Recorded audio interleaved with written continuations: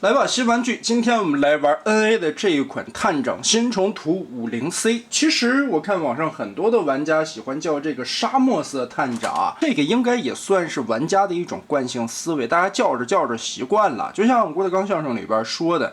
大石烂儿为什么写出来是大栅栏，但是老百姓念起来就是大石烂儿的？这个就是从众的心态。包括现在有一点让我也挺费解的，四大名著里边，我对三国还是比较喜欢，而且读了挺多遍，在我的概念当中都是一骑当千，但可能现在读齐的人太多了，包括现在的语文课本里边都证明为了一骑当千，你搞得现在就挺迷糊的，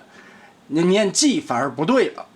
还有杜牧写的那首很有名的唐诗，第一句“远上寒山石径斜”，那个当时我记得特别清楚，语文老师在教给我们这首诗的时候，就是说最后这个字你必须得读斜，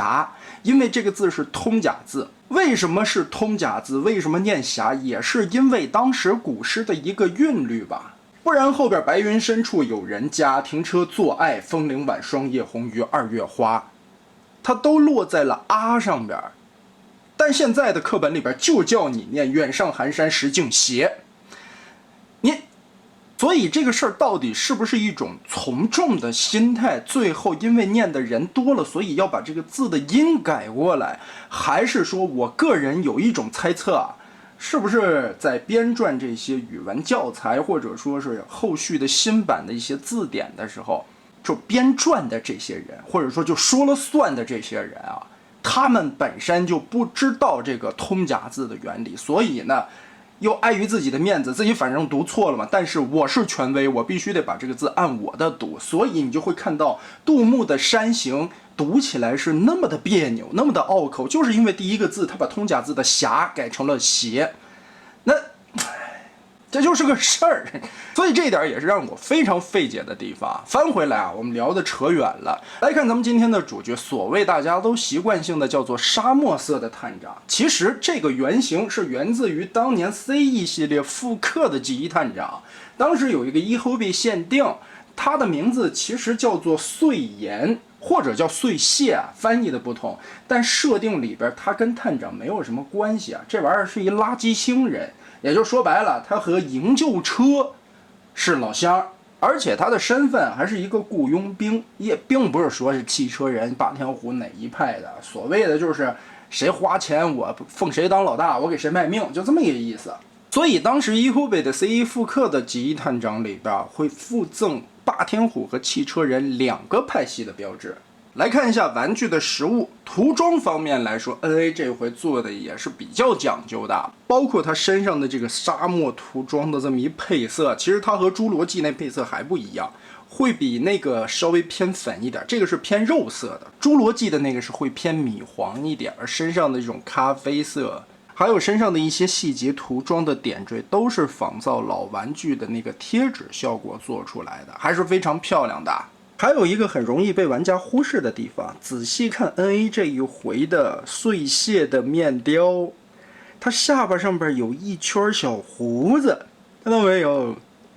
这是专门涂上去的，也是为了符合当年这个设定的角色，所以这一块还是挺用心的。其实我觉得这款碎屑也好，碎岩也好，真的也算是 NA 为了出重涂的角色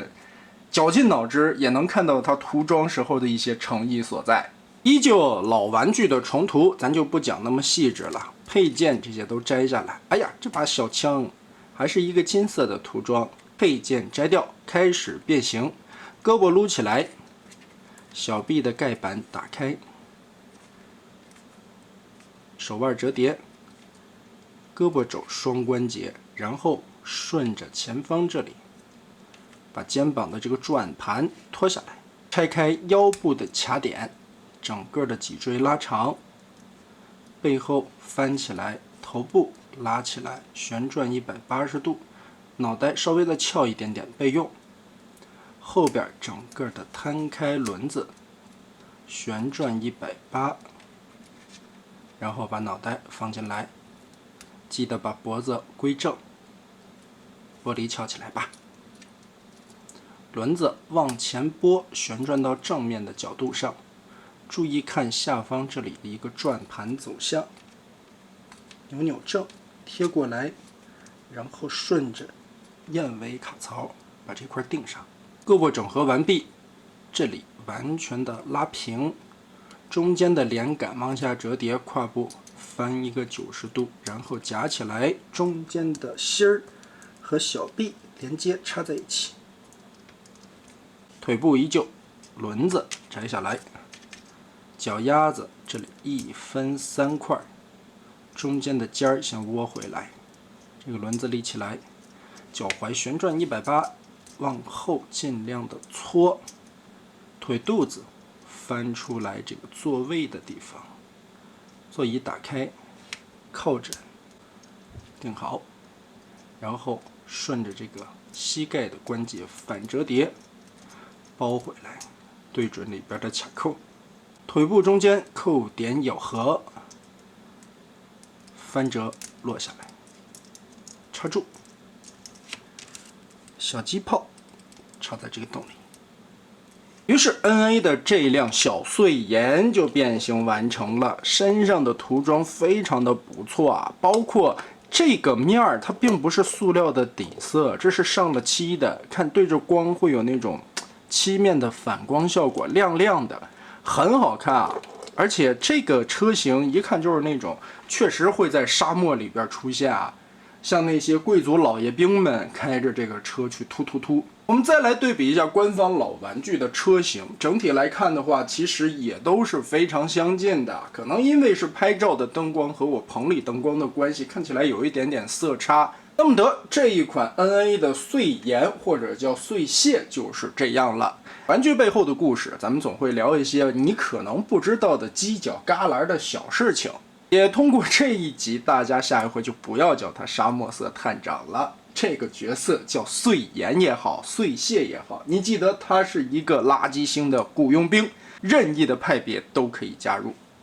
那么这一期咱们就讲到这儿吧。